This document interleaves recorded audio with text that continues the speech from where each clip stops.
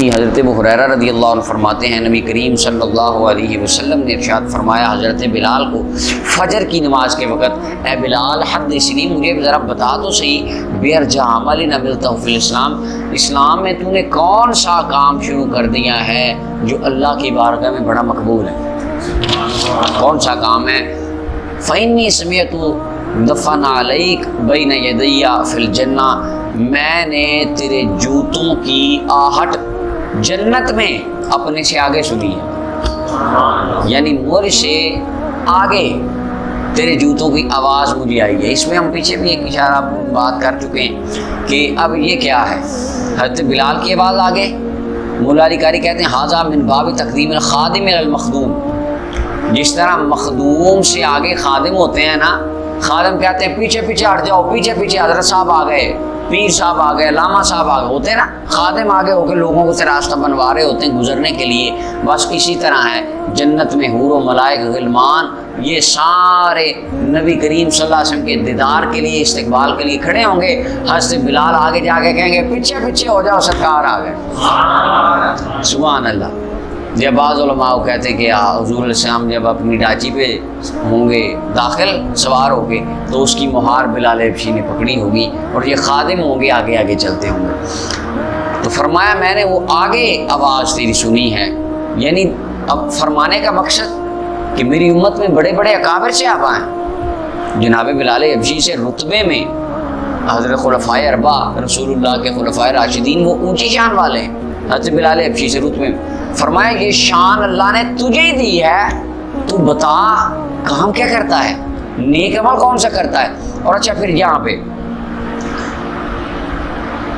یہ جنت میں وہ آواز پیدا ہوئی،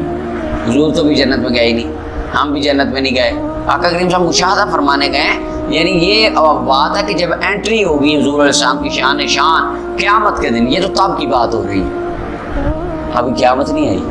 1450 سال پہلے مدینہ طیبہ میں بیٹھ کے حضور بلال حبشی کو یہ فرما رہے ہیں، ابھی قیامت نہیں آئی، ابھی کئی 100 سال پڑے ہیں قیامت کو، پتہ نہیں کب آنی، ہمارے علم میں نہیں، اللہ جانتا ہے، لیکن حضور بلال کو فرما رہے ہیں۔ یہ کیا معنی؟ علماء فرماتے ہیں روز قیامت جب آقا کریم علیہ السلام جنت میں داخل ہوں گے،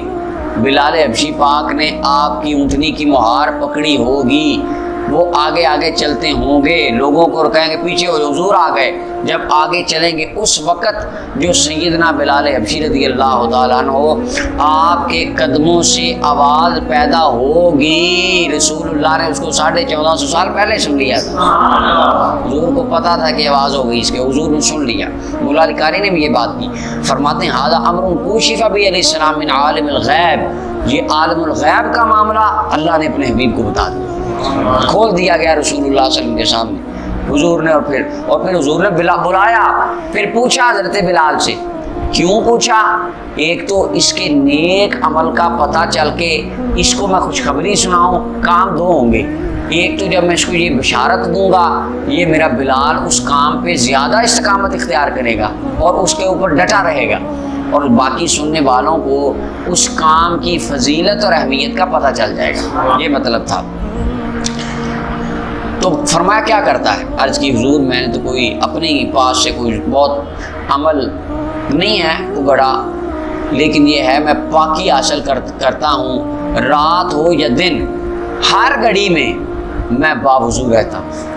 اور دوسرا اللہ صلیت بذالک طہور، جب وضو کرتا ہوں میں اس وضو کی وجہ سے 2 رکعتیں پڑھتا ہوں، تحیۃ الوضو ہم جس کو کہتے ہیں، علامہ سعیدی رحمۃ اللہ علیہ نے تحیۃ رب الوضو کا ایک ٹرم استعمال فرمائی ہے انہوں نے، وہ کہتے ہیں کہ وضو کے لیے نماز نہیں ہوتی، یہ وضو کے خدا کے لیے ہوتی ہے، تو ہے تحیۃ رب الوضو وہ فرماتے تھے۔